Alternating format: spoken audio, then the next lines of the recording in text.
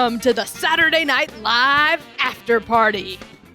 This week, we'll be discussing Season 47, Episode 5 of SNL with host Kieran Culkin and musical guest Ed Sheeran. I'm Catherine Coleman, and I'm joined this week by Steve Finn, as well as recently transplanted Chicago comedy writer and director Brian Alexander. You can connect with Brian at brian.com. That's 5 Brians, don't put in 4. And if you'd like to connect with us, you can do so at snlpodcast.com. Enjoy these selected highlights from this week's discussion, and if you'd like to watch our full-length, ad-free sketch-by-sketch review, you can find it exclusively at patreon.com/snlpodcast. It's our supporters that make this show possible, and we are so thankful to everyone who's already come on board. All right, here we go.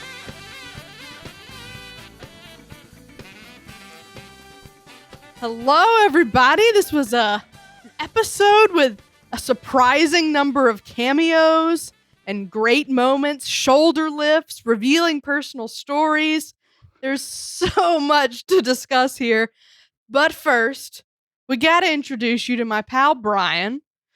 Brian, so glad you're here. Everybody, I met Brian through a friend, and we put up a sketch show together at the Pit called Worlds Apart, and that was really fun. And then later, Brian actually started directing the sketch team that I am now directing, but I was on it last season, and Brian was directing it, and we had a great time together, made some really cool stuff. He's super funny, he's super chill, and he's the Brian behind All the Brians, a podcast where Brian interviews other Brians. So, Brian, welcome to the show. Oh, thanks for that lovely introduction, Catherine. Of course. Yeah, we've crossed paths many ways, but unfortunately, you having me on your podcast, I cannot have you on All the Brians unless you legally change your name to Brian. I'm sorry. Those are the rules. I'll consider it. Or if you just start going by Brian and I can get that verified, I can still probably accept that. But right now, as it stands, sorry. That's okay. What if I know Brian's? Can I send you Brian's to interview? You can send me Brian's, but I'm a pretty lackadaisical schedule on this podcast, so I generally just interview people that I'm like, oh, that would be really interesting, and I also have free time this week. Let's do it. And then there's just too many Brians. And what if I disguise myself as a Brian? Do you think I could fool your Brianometer? I would be curious to know how you would go about doing that, but I accept the challenge. I feel like Brian is more of an energy than a look, It's a feeling. It's a vibe. It's Brian? It's a concept. It's a, I don't want to get too deep, and we're just talking about tangents here. I don't want to go too far down this rabbit hole, but yeah, if you want to know more, go to allthebrians.com, or, especially if you're a Brian. If you're not a Brian, it might be a little weird, but or at All the Brians Pod on Twitter. That's where most of the action actually is on the Twitter. Because I'm a lazy podcaster. But yeah. All the Brian. I got a Brian for you. I'm going to talk to you after this show. Ooh. I think I got a good Brian. I'm intrigued. Do you take Brian's with Y? We do, and that's a whole thing. So here's a tangent, is that you can vote on the site whether why Brian should be part of the All the Brians community. You got 3 options there: yes, no, or Bryan Cranston, and then those are your choices. Right now, I think yes is in the lead, I believe, but Bryan Cranston is in second. I don't know. I gotta check the latest tally. There's no deadline on the vote either, so. That's gripping stuff. You've had a few Y Brians, but you always put a little asterisk there. Yeah, because right now, All the Brians is trying to bridge the gap, because we're all phonetically Brian. It's just when it comes to spelling that we're not the same Brian, right. But we're all Brian. We're divided on so many things. Can't we unite? Before the written language, we were all Brian. The heart can't spell. The heart can't spell. All right. Well, if that hasn't convinced you that Brian has a unique personality and perspective on the world, I'll go ahead and tell you He's got a lot of sketch cred. He's written for he contributes to a lot of online sites. And then you did like the UCB program. You did some classes at Magnet, right? Yeah. So like I got started in sketch at UCB, and we actually had like one of the same instructors for my 301. I also had Madeline Baldonzi. It was cool to hear her on a couple episodes ago on the pod, get her thoughts on things. She's great. And then so like I just I wrote for some sketch teams at Pitt and Magnet. And then this lit theater that we then handed off, like basically directing from last season to this season. And now, I'm in Chicago, like new to Chicago, focusing my energies on getting involved here with like they're funny people. And so if you have any Chicago listeners, I'm looking to find some local collaborators. So holler at your Brian if you have like a sketch team or like making funny videos, For sure. Yeah, Brian's fun to work with. He's easy to work with, which is something I value a lot. Oh man, I'm glad you're here, Brian. Welcome. Oh, thanks, man. I'm glad to be here. All right. Well, y'all want to hop into it? I think we should do it. All right. The sketch that finally gets to the bottom of why Spectrum is impossible to cancel. And Brian, have you ever tried to cancel Spectrum? I have not tried to cancel Spectrum, but I've been on plenty of like customer support things, and this is a all too real nightmare. I thought this was an amazing sketch. This is one of my favorites of the night. And I think it's just like such a great like structure too, to like, to cycle through different characters because it plays to the truth of like when you're on these things, it's like a lot of times it's like, oh, okay, I need a cancellation specialist. Okay, but well, let me get okay, we'll get you transferred to a technician because that's actually more specific to this. And then you just keep getting kicked around. And that's just a great structure for a sketch. You could keep getting kicked around on customer support. And I thought it heightened just like very, very, very well, all the way up to Bowen. Oh my God, as Spectrum. That was hilarious. But there was like a lot of points along the way that like I feel like it kept getting bigger and bigger and bigger, from like going to like the Domino's person to like Keenan in the house, and like right. And all the jokes are just like really sharp and truthful in it, to the like even like just like Cecily's like VO, like unplug the router and spit at it. Like, that was my favorite part. It was like her little interludes. And it was a very much a win for me. I love this sketch. Yeah, this one was super fun. Spectrum is actually the worst, so I'm glad to see them lampooning Spectrum a little bit specifically. I mean, like you said, every cable company or subscription service is like this, but Spectrum is god awful. So once this got going, I was very on board with it. Like every move was great. Cecily's interludes, like I said, were probably my favorite part. Transferring to Domino's, great. Heightening to Bowen's detached head, chef's kiss, perfect. Just so good. Very clear game once it got going. So my complaint there is it took a minute to fully get going. Like Mikey's first bit was a little long, I think. So because there was a good moment where I thought this is the sketch. It's Mikey asking like two personal of questions. And then they started like cycling through people. So I just wish they would have like started that a little quicker.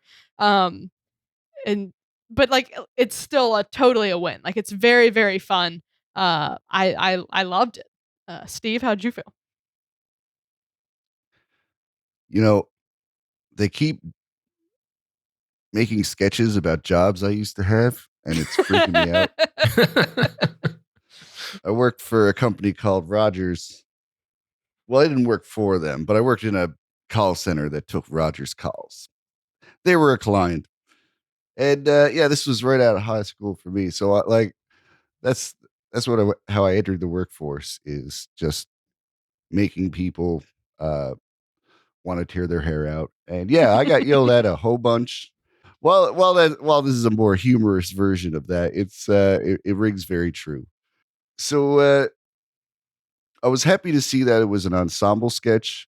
When you have a cast of this size, it's probably a good idea to do these more often than not, because it's hard to get opportunities for everyone unless you're really, jamming in a lot of characters to have little bit parts. And I think it worked out well for a lot of newcomers. I would like to see Aristotle a little bit in this episode, and this probably would have been a place to put him in. But that happens for featured players sometimes. But whatever. Yeah, the whole sketch was a lot of fun, and yeah, I enjoyed everybody in it.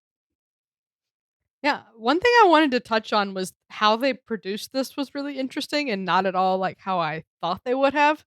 Because they posted a little behind the scenes thing on their Instagram story, and I'll insert it in the video version. But basically, like they had a green screen set up and two little desks, like a little bit apart, and then like a tray basically that was each person's desk stuff, because they all had different knickknacks, and so they would while like Cecily was doing the thing and the camera was on Kieran, they took like one tray off and then put on like Heidi's tray and then slid Heidi over. And then Heidi went away and they took her tray off and like put the other tray on. Um, which I Good just way would to have do it. assumed they set up a bunch of desks because like why not?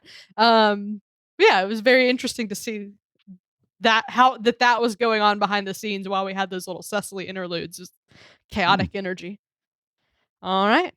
Well, let's move on. Peek inside the minds of men panicking in the bathroom with a cameo from Tracy Morgan. Obviously, I'm going to let y'all go first. So, Brian, was this a win for you? Like they could have gotten a lot weirder with it. Like it was such like a relatable setup, and then it's like a bunch of people keep coming in and kind of just like saying the same kind of thing.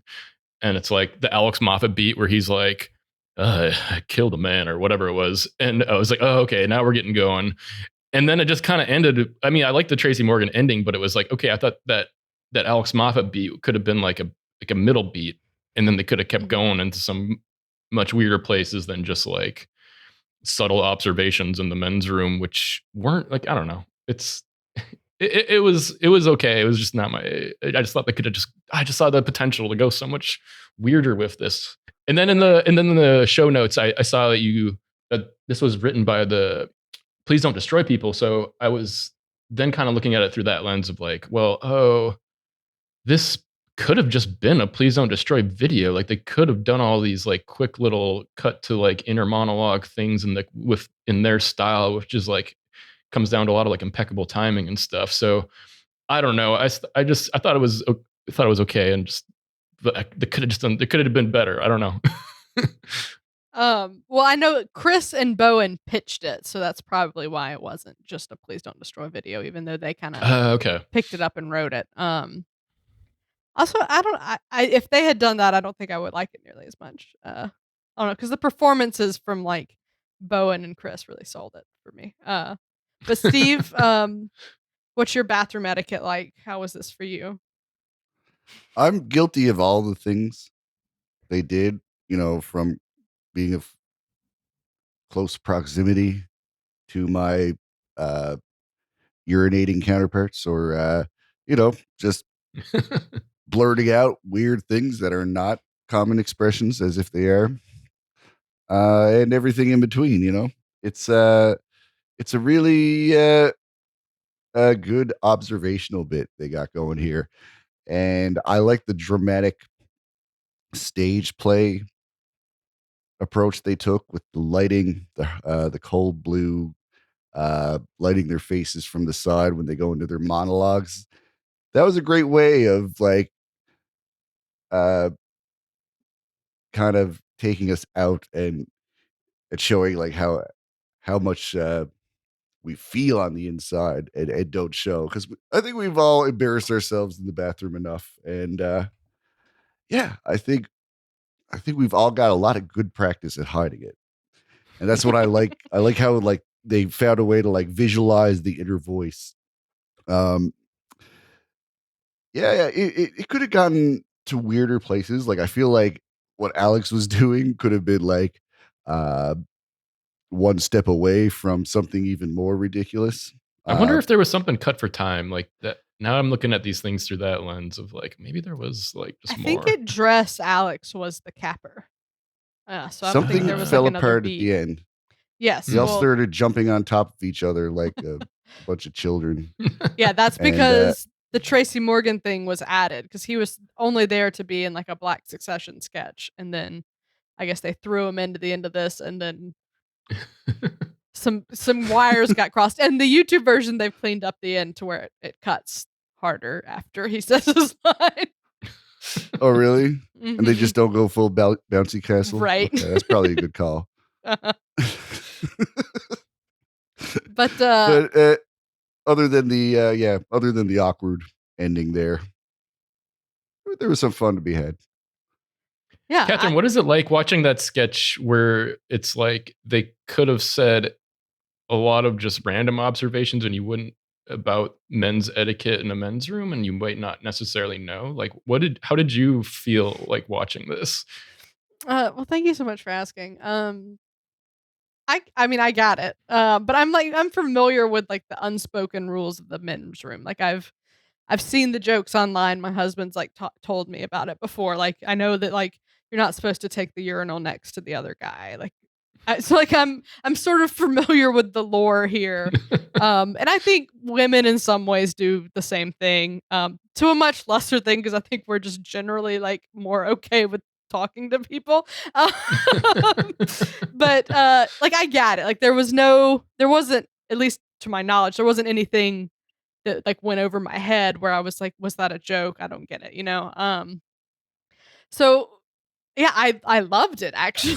I thought it actually heightened pretty well. Like we had like going from talking about peeing to like the sink's not working, and then the conversations just get more awkward. And I thought Alex's beat was just brilliant.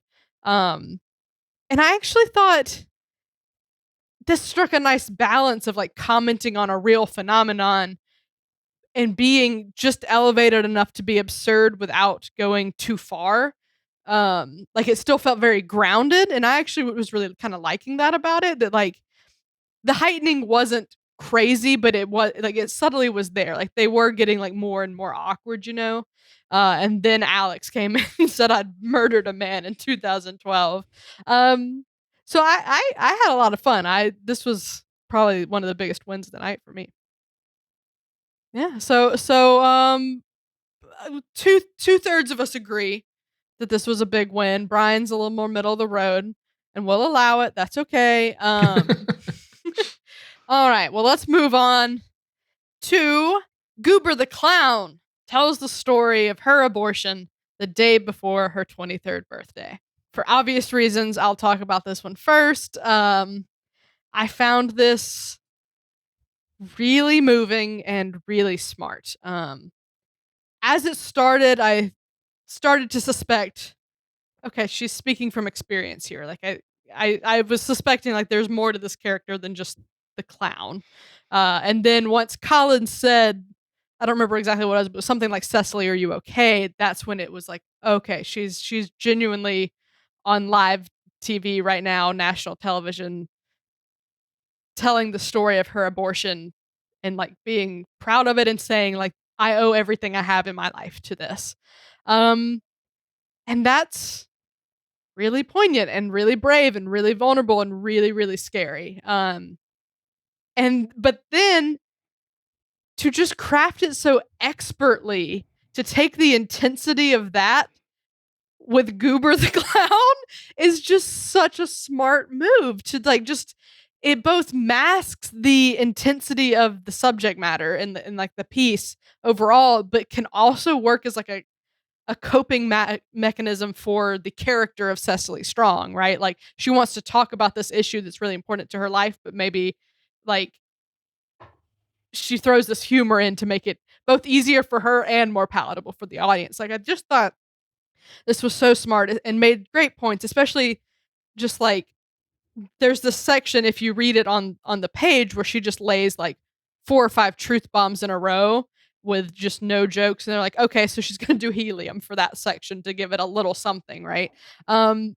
Just really really really good stuff, really important stuff that I think will probably go down in like the SNL history books, as much as you know that stuff can be said, like pretty classic in the sense of like, oh wow, like they said these things and they let Cecily, do this. And yeah, really strong stuff here.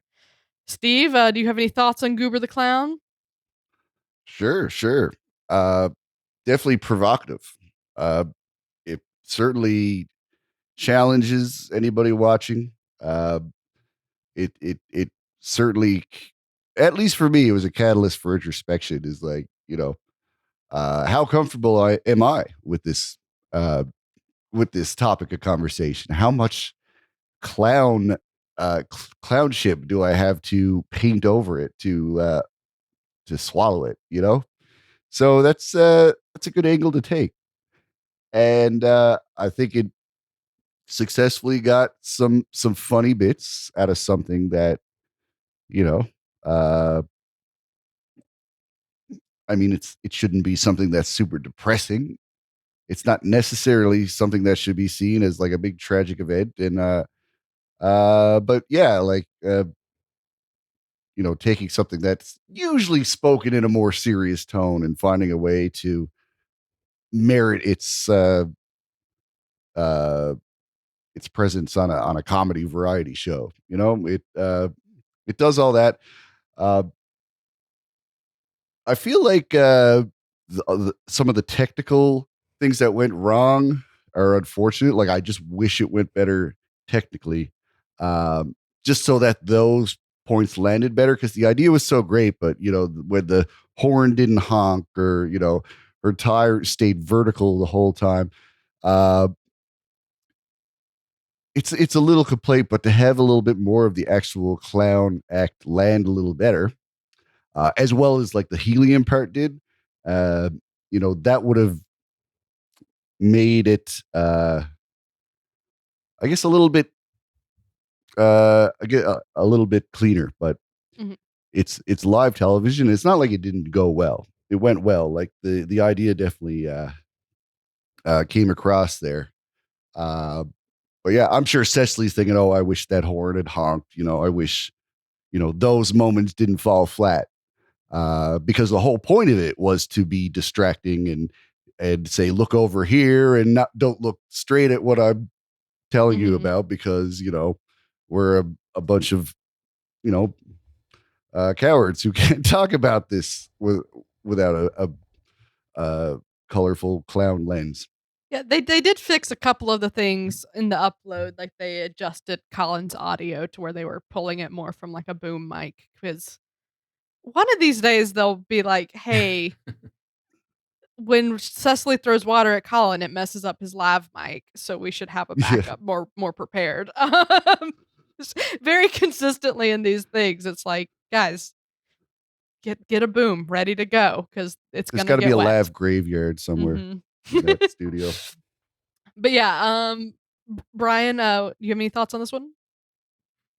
Yeah, I thought it was just, one of the only times in my life that I've admired a clown and like just normally clowns are kind of scary and or just if they're trying to be funny, they're not funny. But this was like just such echo with some of what you all said is like just such a hard like the level of difficulty and like just pulling off this is like so hard to like just find the right tone. And it is like it's illuminating in a way that's like other comedy on this show isn't illuminating in a way where it's like it's just impressive. It to me Mhm. is like I was still able to find there's still moments in there I'm able to find like I'm able to laugh. Like which is so hard to laugh at this stuff. And not laughing at it, but it's just kind of like this exacerbated like laughing at the state of like discourse in the country about certain topics. And then as a result of like this was a result of a news a very sad piece of news. So it's just like, oh, this was just super impressive. I was still able to laugh, which is insane that I'm still able to uh, that she was able to find like be able to deliver like comedy in this type of a moment. So it's Mhm. like, wow, it's kind of it was kind of my takeaway. I didn't. I'm actually I didn't wasn't reading it as, and I probably now I'm thinking I should have, is I didn't quite necessarily go to the point where I thought this was a personal narrative of hers or a personal something personal from her life. So I was watching it under the lens of this is just her, like this is just her natural feelings about the situation, and playing this character for the effect. But maybe if it's true, it's like even more to me is like, wow, that was a very poignant moment on a on a comedy show, Mhm. and like Yeah, like, and I read that she mentioned this like in like a memoir maybe, so like it definitely is a thing that yeah. actually she went So through. that's like, yeah, makes it even more worth a rewatch of, and like the horn malfunctioning stuff is like I actually I didn't mind it so much because I thought like her ad lib line of just like good horn and it like messed up. And at least on the YouTube upload, it was like really great. It's like She's just this honka fun like human, honka. yeah, this fun human moment where she's saying honka honka instead. And I like her handing her the balloons over, and it's just like, what are these? Like, oh, like worms? It's just like totally breaking the character and like Mhm. finding a way to like break a character that's just like that works really well because it's just Yeah. her being honest and truthful. Yeah, I don't know. Yeah. That's yeah. Yeah. Ending weekend update on a very serious sort of heavy note, but delivered in a way that didn't weigh down the rest of the show, right? Mhm. Very poignant stuff. Very If you had it interesting. on mute, you'd probably say, "Wow, what a wacky ending." They looked like they had lots of fun. Yeah. If you want to see our full sketch by sketch review, search for SNL Afterparty on Patreon or subscribestar.com. Let's get into our overall thoughts. First up is moment of the night. Brian, what is it? Uh, this was a little hard for me between two, but I mean, I'm gonna give it to Bowen's Spectrum at the end.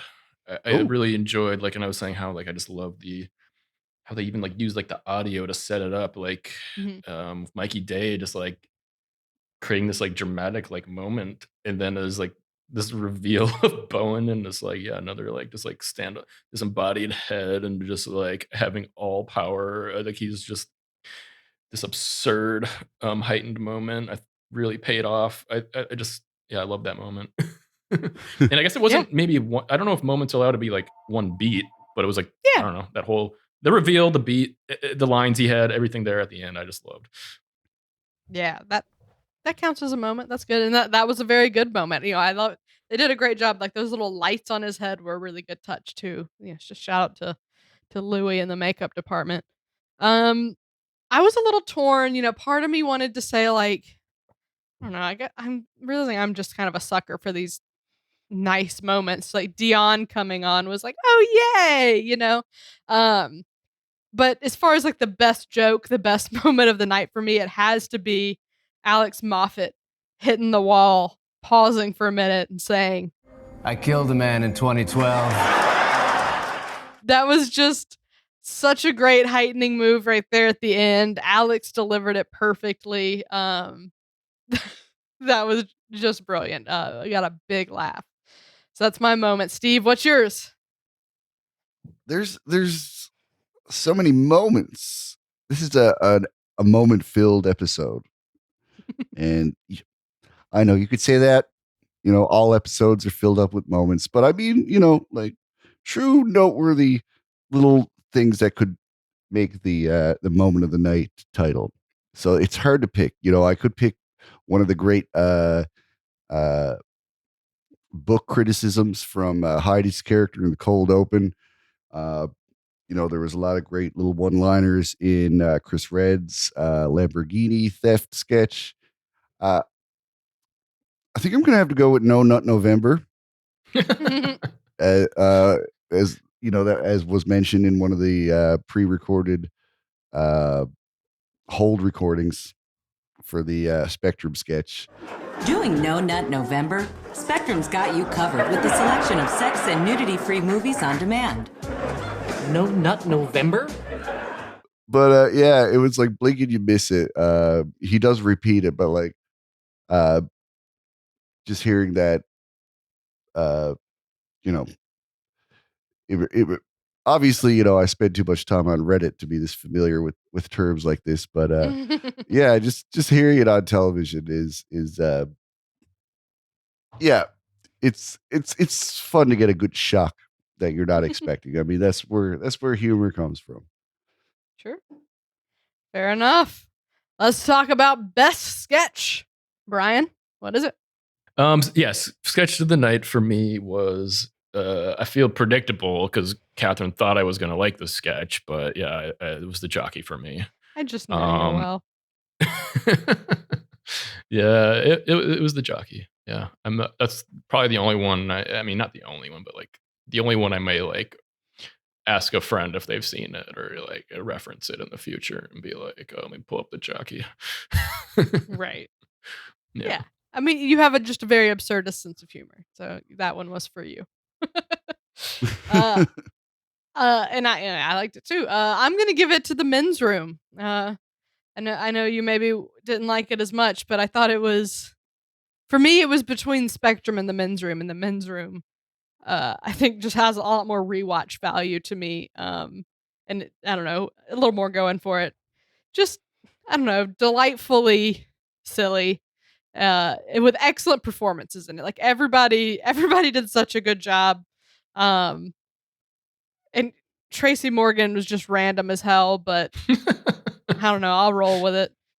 So yeah, men's room it is. Steve, what is it for you? I think it's a Spectrum sketch. There's definitely some other ones giving it a run for its money, but I think for all of the elements that made up that sketch and how much I loved each of those elements, I think I got to give it to Spectrum because whether it was all the great characters we saw or like I was talking about those recorded hold messages between them, if you don't understand your bill, maybe ask your husband. Uh, a lot of really good stuff there that is just uh, kind of off the wall bizarre in contrast with some more recognizable observational elements. Uh, yeah, everything was enjoyable here, from writing to performance to just an idea that will resonate with so many people. We're all kind of trapped in these situations. It seems to be universal. Fair enough. Next category is MVP. Who is it going to, Brian?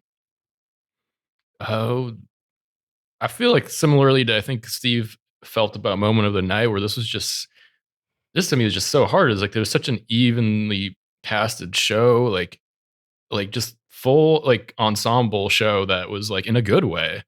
I think to me it illustrated just like how hard it must be for some of these new people to get on the show, or the people who just anybody to get screen time on this show. Like I was like, where's Aristotle? I was like, I want to see more of him after the like say for me again, say again. And so I don't know. I think you could just like flip a coin between like Heidi, Chris Red, Ego, Cecily, Bowen, Keenan. If I had to flip a coin, and maybe it would just land on Cecily for me because she, I don't know. She had some really good moments, more than one sketch. I love Judge Janine. Her reaction to Trump, I thought, was pretty funny. The like, what a horny surprise, and she's like freaking out.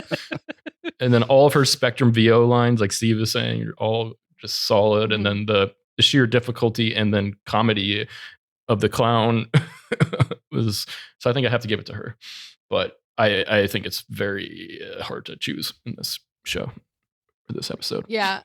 I'm super torn between Chris and Cecily. Chris had some really standout moments. He was fabulous in the heist. He was great in the men's room. And he popped up in a couple other places too. Cecily, obviously, like you said, Janine Pirro, great. Her interludes in the Spectrum were my favorite part of it. Obviously, that amazing weekend update feature. I'm really torn. What it comes down to, honestly, is I gave it to Chris the last episode. So Cecily, it is.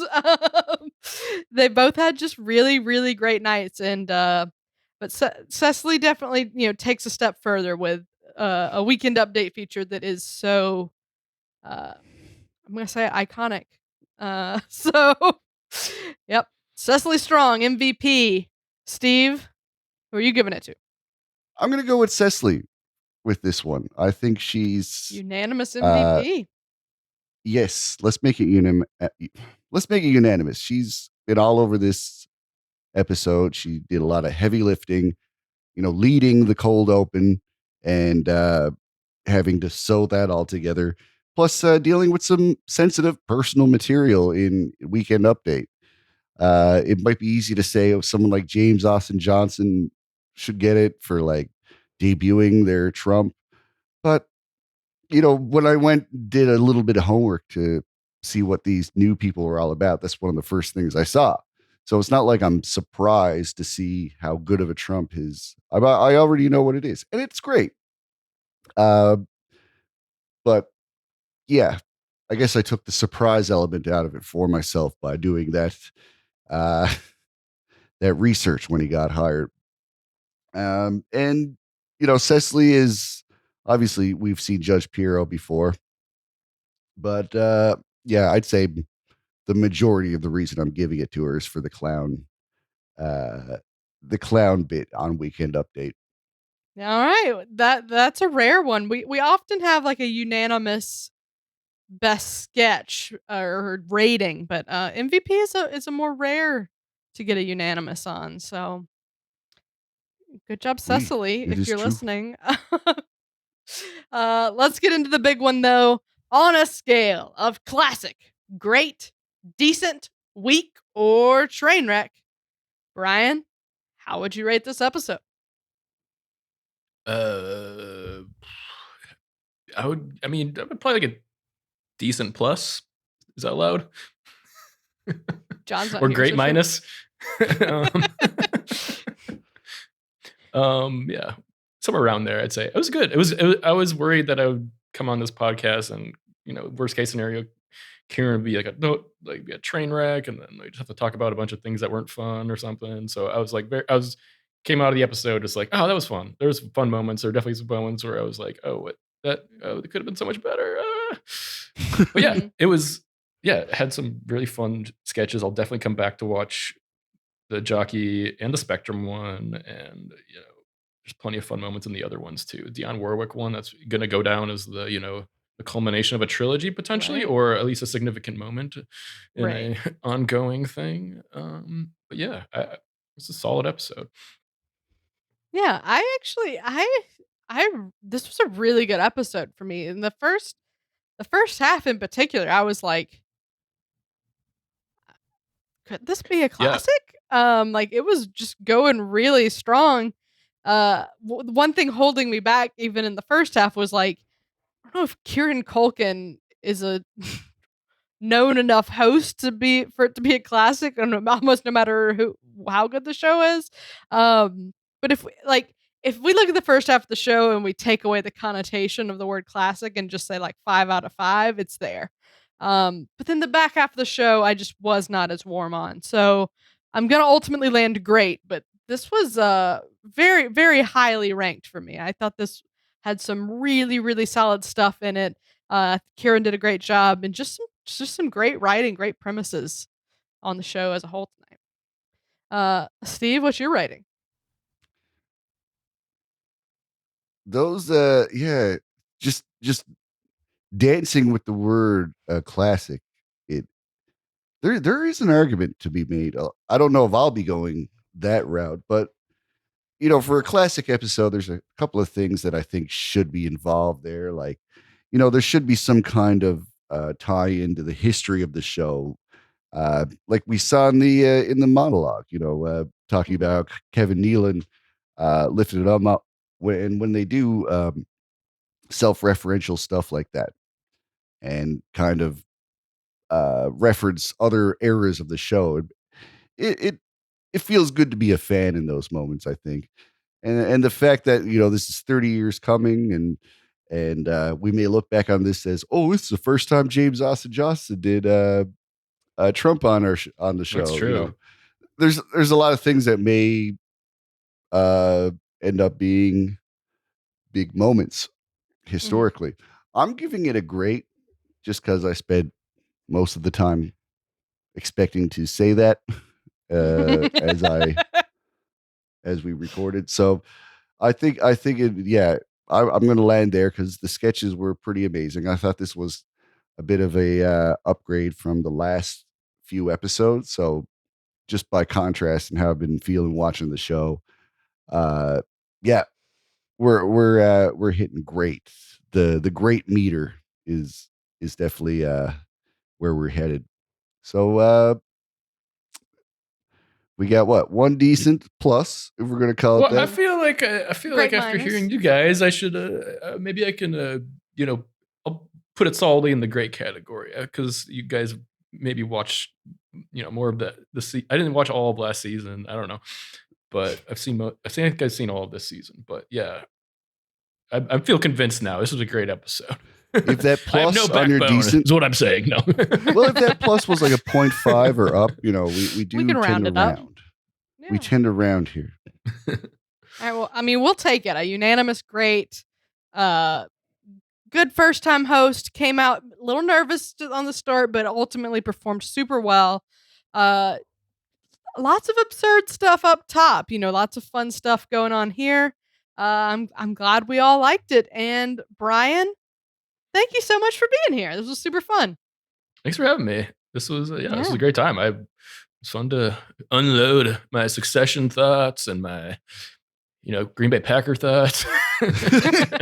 Yeah. I only dropped 2 F-bombs, I'll have you know, and they were in that was the good. cold open. Reserved for the 2 public figures that deserve them. Okay. Fair enough. Well, what do you great have going having you. on coming up? You got anything you want to plug or? I would just ask say for that the viewers? I'm new to Chicago, so I'm I don't reiterate that if you're a Chicago listener, just if you want to make funny stuff, holler at your Brian, and we can get in touch because I'm figuring out whatever's going on with the pandemic now. I'm going to be figuring out how to get more involved in the local scene here. So Okay. Yeah, and you can Awesome. find Brian at brian.com. Again, yes, don't do go to not 4 put Brian's. 4 Brians. but seriously, It was not at school deeply anyway. disturbing. Oh God. Okay, well, that's a wrap.